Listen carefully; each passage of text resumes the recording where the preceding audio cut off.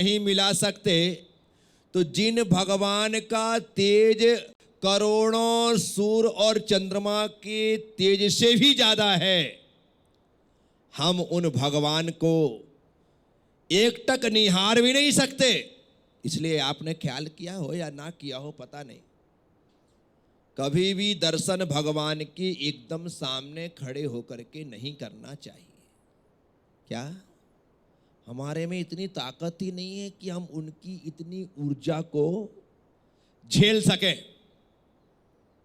इसीलिए आपने यदि मंदिर निर्माण में कभी भूमिका निभाई हो तो दृष्टि दोष का बहुत ध्यान रखा जाता है। क्या रखा जाता है? भगवान की दृष्टि बाधित नहीं होना चाहिए, एकदम खुली, ताकि जो एनर्जी है जा सके आ सके, कहीं बाधा ना हो। सामने एक पिल्लर ना आ जाए, सामने एक पेड़ ना आ जाए, सामने इस प्रकार का खड़ा भगवान के ऊपर से खड़ा बीम ना आ जाए, इसका भी ध्यान। नहीं तो छिरोच्छेद नाम का दोष लगता है। सामने ऐसा बीम नहीं जाना चाहिए, ये ध्यान रखा जाता है।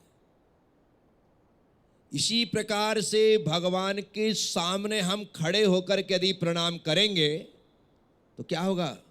भगवान की दृष्टि को बाधा पहुंचा रहे हैं हम, दृष्टि को। और हमारे भीतर इतनी ताकत नहीं है कि हम उसे सहन कर सकें। इसलिए दाएं बाएं खड़े होकर भगवान के दर्शन करने चाहिए। पुरुषों को भगवान के राइट हैंड में खड़े होकर, महिलाओं को लेफ्ट हैंड में खड़े होकर। क्या नियम है? हाँ, भगवान के, खुद के नहीं।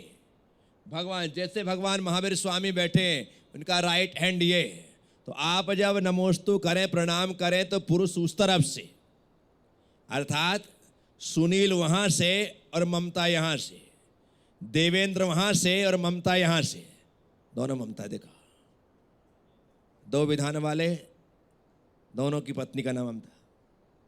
क्या ऐसा नमस्कार करना है, सामने नहीं आना है, दाएं बाएं खड़े होकर के प्रणाम करने की व्यवस्था है। भगवान के जो यक्ष यक्षिणी होते हैं ना, वो भी इसी हिसाब से स्थापित किए जाते हैं। भगवान के दाहिने ओर यक्ष की स्थापना होती है और बाईं ओर यक्षिणी की स्थापना होती है। तो अब यहां पर यदि देवी पद्मावती विराजमान है, यहां धर्मेंद्र बाबा विराजमान है, दोनों तरफ दोनों विराजमान हैं। अब महिलाएं धर्मेंद्र बाबा की ओर घुसें और पुरुष महिलाएं पद्मावती की ओर जाएं तो कितना बुरा लगेगा, उनको कितना अनकंफर्ट होगा। विचार करो, यदि आप महिला पुरुष यहां बैठे और कोई पुरुष आप महिलाओं के बीच में घुस जाए तो महिलाओं को क्या लगता है, इनमें इतनी भी अक्ल नहीं, कहां जाना है। और कोई महिला यदि पुरुषों के बीच में चली जाए, बताओ कैसी है, इसे इतना भी पता नहीं है।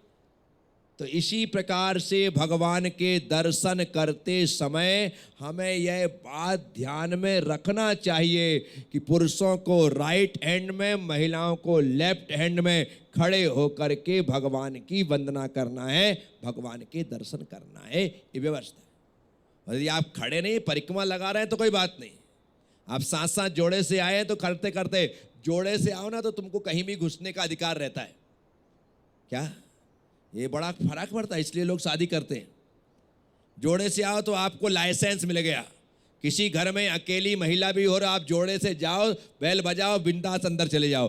किसी घर में अकेला जेंट्स जोड़े से आओ तो शानदार चले जाओ। लेकिन अकेली महिला है तो जेंट्स नहीं जा सकता, और अकेली जेंट्स है तो महिला, बोलो ना हाँ या ना। बस इसी प्रकार से आप जोड़े से कर रहे हैं तो एक साथ खड़े होकर के आप किसी भी तरफ से नमस्कार कर सकते हैं, कहीं भी बैठ करके पूजा उस प्रकार से कर सकते हैं। लेकिन अकेले हैं, इस बात का विशेष करके ध्यान रखना चाहिए।